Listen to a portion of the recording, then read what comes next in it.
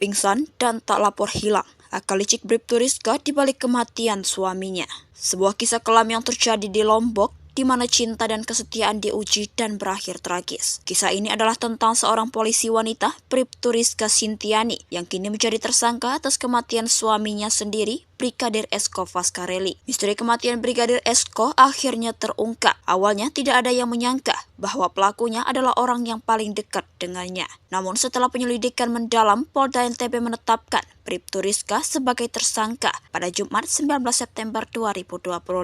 Penetapan ini dilakukan setelah penyidik memeriksa 53 saksi dan sejumlah ahli, sebuah jumlah yang fantastis menunjukkan betapa rumitnya kasus ini. Namun, ada yang janggal dalam kasus ini.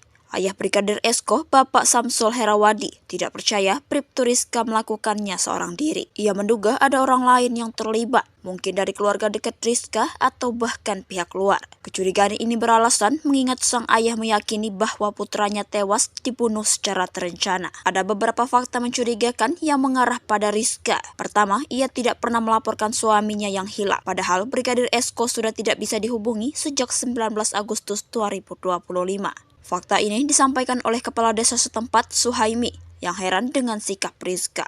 Namun yang lebih mengejutkan lagi, saat jasad suaminya ditemukan, Bribtu Rizka justru pingsan. Sebuah reaksi yang bisa diartikan sebagai syok atau justru sandiwara untuk menutupi perbuatannya. Jasad Brigadir Esko ditemukan oleh orang yang tak terduga, ayah Rizka sendiri dalam amak siun. Ia menemukannya di pekarangan belakang rumahnya pada 24 Agustus 2025 saat sedang mencari ayamnya yang hilang. Jasad itu ditemukan dalam kondisi mengenaskan, leher terjerat tali, muka rusak, dan tubuh membengkak. Sebuah pemandangan yang mengerikan dan membuat kita bertanya-tanya, apakah ini memang pekerjaan satu orang? Hingga saat ini, Kabid Humas Polda NTB, Kombes Muhammad Khalid, belum menjelaskan peran pasti Bribtu Rizka dalam kasus ini. Hal ini meninggalkan banyak pertanyaan. Siapa yang membantu Rizka? Apa motif dibalik pembunuhan ini? Dan yang paling penting, apakah keadilan akan ditegakkan? Keluarga Brigadir Esko, khususnya sang ayah, Bapak Samsul, berharap agar pelaku dihukum seberat-beratnya, tidak peduli siapapun dia.